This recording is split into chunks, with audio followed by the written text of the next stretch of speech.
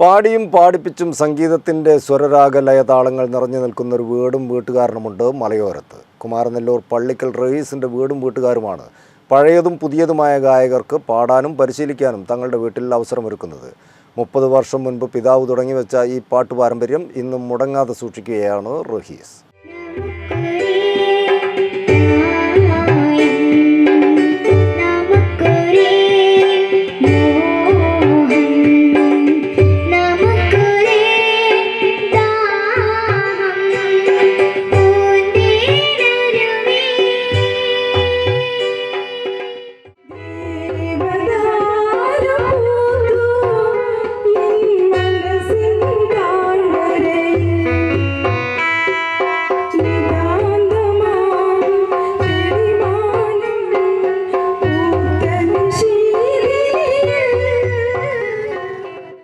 കുമാരനെല്ലൂർ പള്ളിക്കൽ റഹീസിൻ്റെ വീടാണ് ഈ വേറിട്ട മാതൃകയിലൂടെ ശ്രദ്ധേയമാകുന്നത്.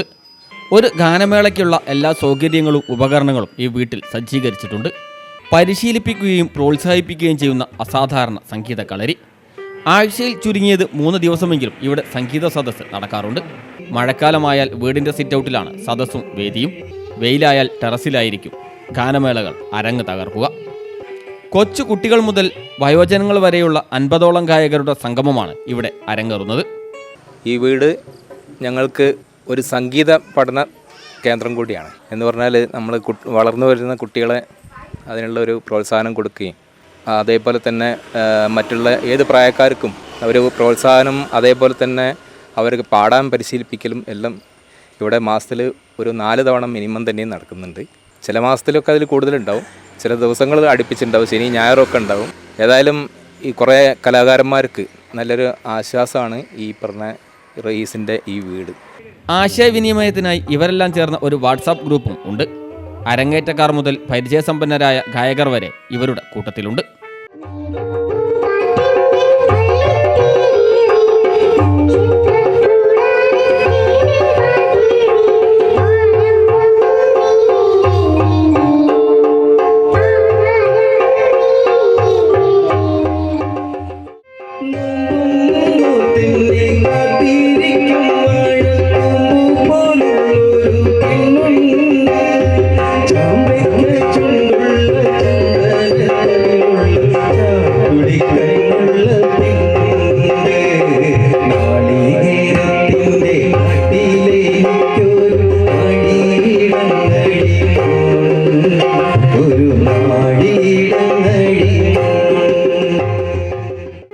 സംഗീതോപകരണങ്ങളെല്ലാം വായിക്കുന്നതിനുള്ള വിദഗ്ധരും ഈ സംഘത്തിലുണ്ട്.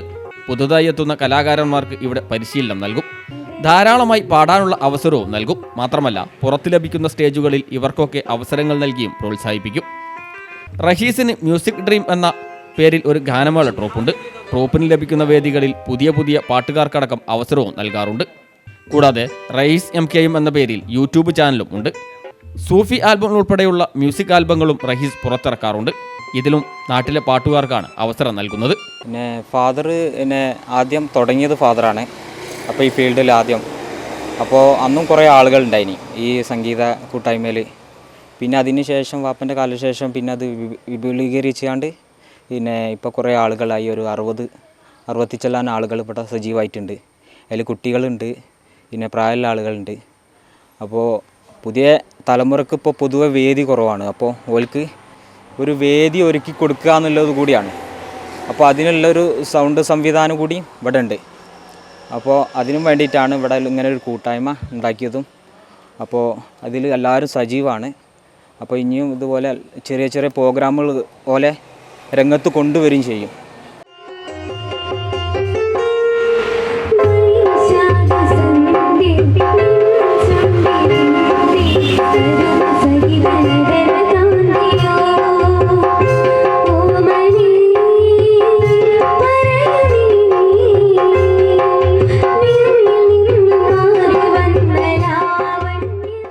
പാടാൻ ആഗ്രഹമുള്ളവരും എന്നാൽ എവിടെയും അവസരങ്ങളും പ്രോത്സാഹനങ്ങളും കിട്ടാൻ ഇടയില്ലാത്തവരുമായ ധാരാളം പേരുടെ ആശ്രയ കേന്ദ്രമാണ് പള്ളിക്കൽ പാട്ടുവീട്.